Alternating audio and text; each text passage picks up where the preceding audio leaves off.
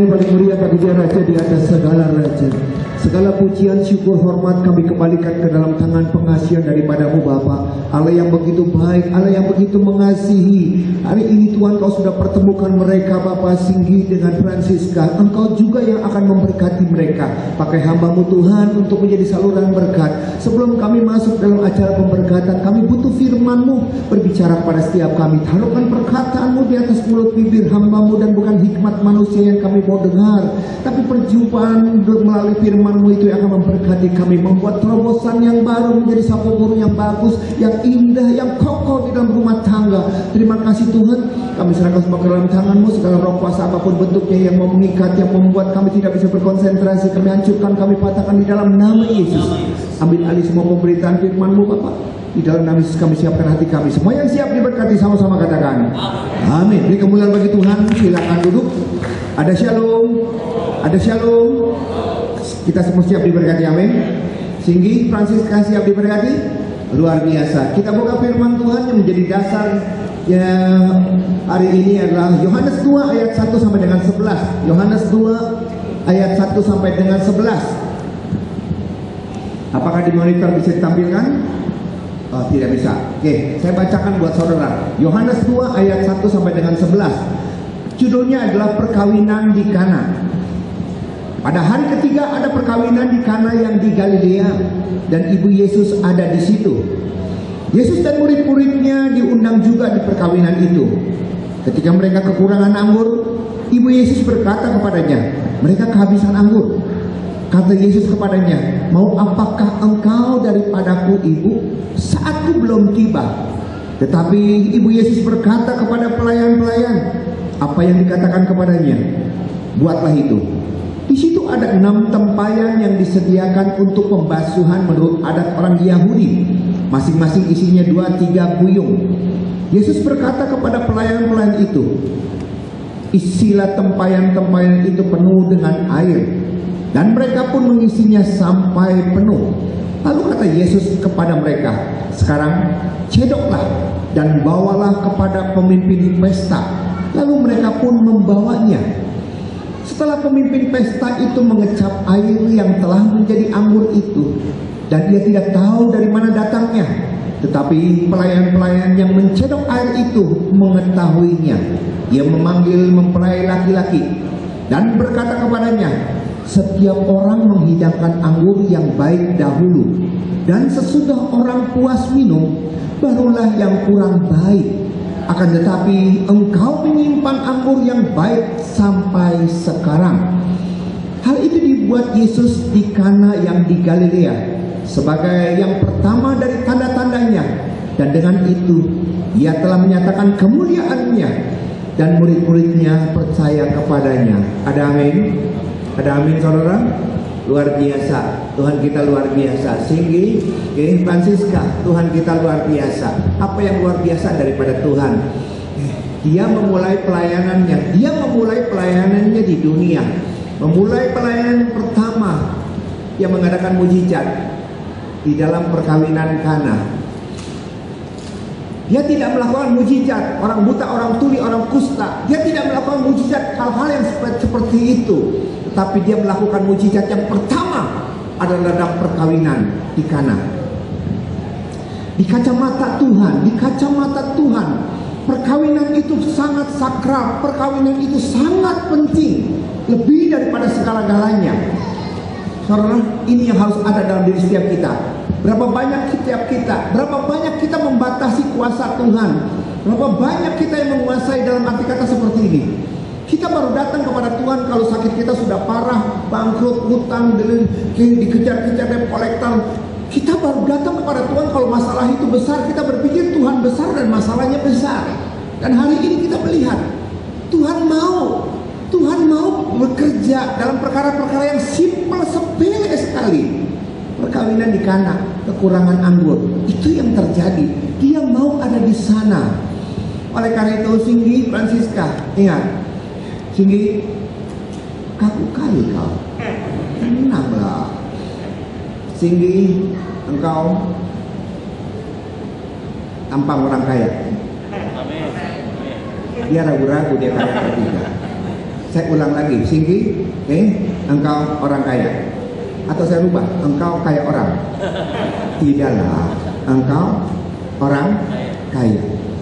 Percuma kau kaya, sukses, berhasil, kalau rumah tanggamu berantakan. Percuma kita kaya, sukses, berhasil, kalau rumah tangga kita berantakan.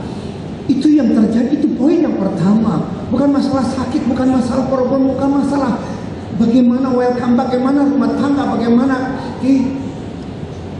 sambutan daripada rumah tangga, sambutan daripada istri, sambutan daripada suami. Saudara, saya sebagai hamba Tuhan, saya sangat sedih.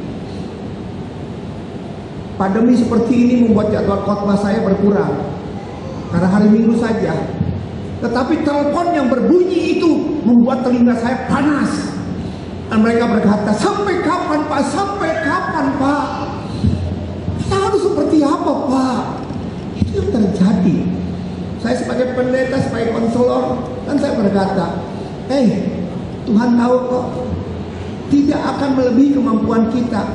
Dan hari ini kita harus membuka pola-pola pikir kita. Kita melibatkan dia sebagaimana firman Tuhan dalam Mazmur 127 ayat 1 dan 2. Sia-sia kau bangun pagi-pagi, sia-sia kau bekerja, sia-sia kau berjaga-jaga, kalau bukan aku yang membangun, kalau bukan aku yang berjaga-jaga, sia-sia. Dan ini mengingatkan pada saudara dan saya, kau boleh hebat, SD, SMP, SMA, S1, S2, S3, STLR. Kau boleh hebat karena kau punya kekayaan yang luar biasa, kau punya aset yang luar biasa. Tapi satu hal, begitu masalah COVID-19 seperti ini, kau punya uang banyak, kau bisa kemana? Kau punya uang banyak, tidak semua yang ada dalam dunia ini bisa kita selesaikan dengan namanya uang. Tidak semua yang ada dalam dunia ini kita bisa selesaikan dengan uang. Saudara, jemaat Tuhan datang sama saya dan didoakan kesembuhan tidak terjadi, langsung dia bersungut-sungut. Bagaimana? Tuhan kemana? Tuhan kemana? Tuhan kemana? Dia punya uang. Langsung dia pergi langsung ke dokter karena dia dia mau cepat-cepat kesembuhan terjadi. Dia datang kepada Tuhan. Tuhan sepertinya dia berdoa, langit seperti tembaga dan tanah seperti besi. Dia langsung datang ke dokter dan dia berkata, dokter, di luar daripada biaya rumah sakit, spesial, dokter sembuhkan istri saya kasih 5 miliar. Dokter berkata apa? Saya tidak perlu dikasih pun saya sudah puas karena saya sudah dapat dari sana, dari rumah sakit. Tapi yang membuat saya bingung adalah ini sakit apa? Dokter sendiri bingung ini sakit apa?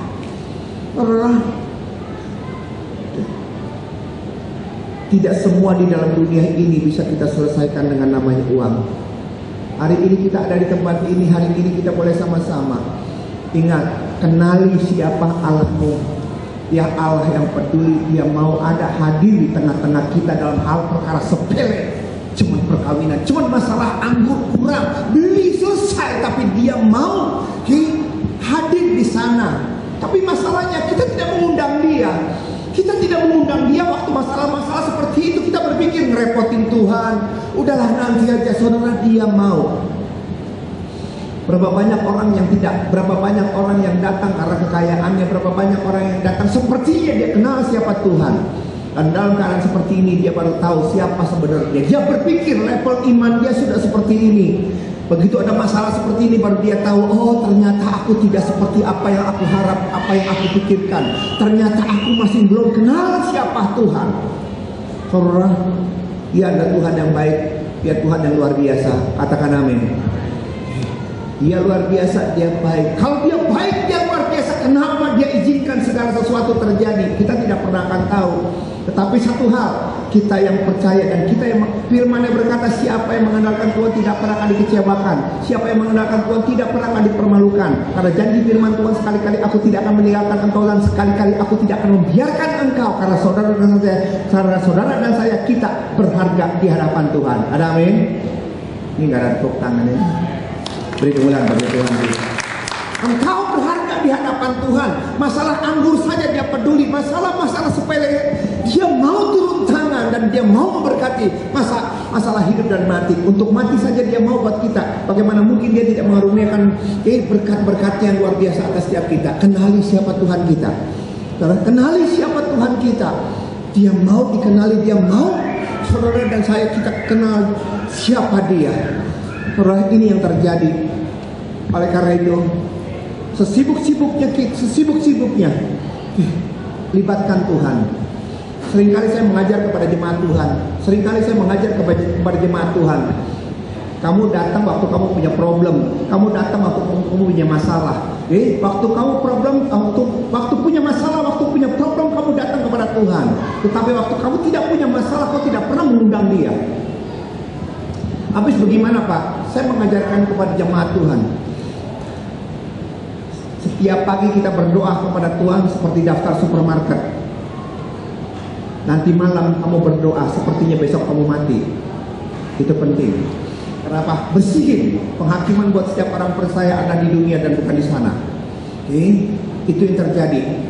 Terus begitu kau bangun pagi, sebelum kau menginjakkan tanah, menginjak kaki ke tanah dan bangun, sebelum kau menginjak tanah, ucap syukur engkau diberkati. Apa yang kau inginkan Tuhan, aku ucap syukur, aku bangun sehat, aku ucap syukur penyertaanmu dan aku percaya lindungi, jaga itu bungkus aku dengan kuasa darahmu supaya sepanjang hari ini apa yang aku perbuat tidak sia-sia dan buang waktu.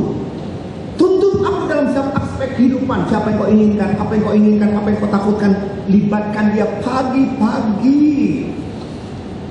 Dan berapa banyak kita tidak pernah melibatkan dia. Bangun-bangun saja, begitu ada masalah harus selesai. Jadi begitu ada masalah baru tanya sama Tuhan. Kalau Tuhan itu saya berkata gini, yang nyuruh siapa? Singgi, Francisca, kau sudah melibatkan Tuhan? Singgi, kau jangan nengok ke saya, ke Francisca. Apakah kau sudah pernah tanya Tuhan, apakah ini pasanganku yang cocok? Apa jawab Tuhan? Francisca, apakah kau sudah tanya kepada Tuhan, apakah ini pasanganmu yang cocok? Jangan-jangan kau tidak pernah nanya. Kau harus tanya Tuhan ini. Kau harus tanya kepada Tuhan, apakah ini tulang rusukku, apa ini tulang keringku Tuhan. Jangan sampai begitu persoalan masalah kau berkata, aku punya masalah, ini bukan pasangan yang cocok. Yang saya mau katakan kepada saudara, yang membuat saya benci hari ini dan membuat saya berkata, aduh kenapa ya? Dalam keadaan pandemi seperti ini, jemaat telepon dan berkata, Pak Pendeta, aku udah gak kuat lagi Pak Pendeta. Aku udah gak kuat lagi, aku ingin cerai. Kenapa kau ingin cerai? Dia berkata, suamiku punya utang banyak. Nah, terus kenapa mau cerai? Memangnya dengan perceraian seperti itu utang lunas? Kalau memang perceraian itu membuat utang lunas, sudah apa-apa nanti kawin lagi. Saya sindir seperti itu. Masalah tidak selesai, timbul masalah yang baru. Tapi saya tidak kuat Pak Pendeta. Sini, Francisca, ingat hari ini, amin. Sini, ingat hari ini, hari apa? Hah? Sabtu. Sini, Francisca, kau lihat ingat. Kau punya harta berapa hari ini? Nggak usah ngomong, nggak usah ngeliat, nggak usah bicara lah. Dari mukanya kelihatan kok. Kau punya harta berapa? Kau nggak usah jawab. Kau punya harta berapa hari ini? Di tengah-tengah teman-teman, saudara-saudara, orang tua, kau punya harta berapa hari ini? Kau sendiri yang jawab. Selepas daripada hari ini, usaha, pekerjaan, karir, bisnis makin kaya, tambah kaya, makin lama makin kaya. Diam aja dia. Selepas daripada hari ini engkau usaha, tinggi usaha, makin kaya, tambah kaya, makin lama makin kaya. Amin. Begitu dia kaya, begitu dia sukses. Singgi tidak mau jatuh. Siapa yang mau utang? Siapa yang mau gagal? Tidak ada satu orang pun yang berkata gue pengen gagal ya, pengen melihat bagaimana Tuhan bekerja. Tidak ada orang yang waras yang berkata aku ingin gagal. Tidak ada. Kalau sampai Singgi jatuh gagal, peranan kita sebagai istri apa? Peranan kita sebagai istri itu seperti apa? Bukan dalam keadaan seperti itu kemudian langsung didorong, ada abang saya nggak, ada abang tendang aja. Tapi hari ini kau harus catat, Engkau memulai segala sesuatu, nothing. Kau tidak punya apa-apa. Kalau sampai sini diberkati luar biasa, ucap syukur. Dan kalau sampai kejadian dia seperti ini, itu pun bukan karena kehendak dia. Jangan kita sebagai istri berkata, lu tolol, goblok, tolol, goblok itu. Kau jangan berkata tolol, goblok. Lu katakan itu tolol. Dia akan menjawab, lu yang lebih tolol, udah tahu gua tolol, kawin sama gua. Lu yang lebih tolol. Artinya apa? Suami istri, rumah tangga, perkawinan bukan soal tolol atau pinter, bukan soal kaya atau miskin, bukan soal itu, bukan soal seperti itu. Perkawinan adalah saling mengasihi, saling mengampuni, saling mendoakan dan saling menyelamatkan. Katakan amin. Dalam keadaan seperti itu, Francisca, bukan kau datang kepada Cindy dan berkata cerai, nyesel lu kawin sama lu. Bukan itu kata-kata yang keluar dari mulutmu. Engkau adalah penolong. Apa yang terjadi? Kau katakan kepada Cindy, Bang, kau panggil dia bang atau sayang? Sayang kan? Loh, kau yang manggil sayang ini? Kau manggilnya yang. Aku tahu engkau tidak mau gagal. Aku tahu engkau kerja keras tujuannya buat rumah tangga kita. Tetapi keadaan memang memaksa seperti ini dan seperti jatuh. Yang jangan putus asa. Semangat, bangkit. Aku dukung engkau dari belakang. Yuk kita mulai lagi. Kita diberkati oleh Mulyawan di hadapan teman-teman. Ingat, mulai dari nol. Kalau sampai kau bisa diberkati sukses dan berhasil, itu karena anugerah Tuhan. Tetapi oleh karena kebodohan mungkin terjadi ini seperti ini. Mari bangkitkan. Jangan hidup dari masa lalu. Hidup kita ke depan. Kita mulai ayo. Kita mulai baru. Itu istri yang baik. Biar kau sendiri yang berbicara lebih jauh lagi Bapak. Menjabarkan segala sesuatu. Untuk mengandalkan engkau Allah yang hidup. Yang ada. Yang hadir di tengah-tengah kami pada saat hari ini. Dan siap memberkati kami. Ampuni kami kalau kekerasan hati, kebodohan kami saat kami punya masalah sama kami, punya problem pergumulan kami baru datang kepada engkau. Dan kami tidak punya keintiman bersama dengan engkau. Mulai hari ini Tuhan, saat firman-Mu disampaikan, kami berkomitmen, kami akan mengandalkan engkau. Kami akan menjadi hubungan keintiman bersama dengan engkau sedini mungkin. Supaya saat masalah problem pergumulan hadir, kami tidak takut lagi, kami tidak gentar karena Tuhan menyertai kami.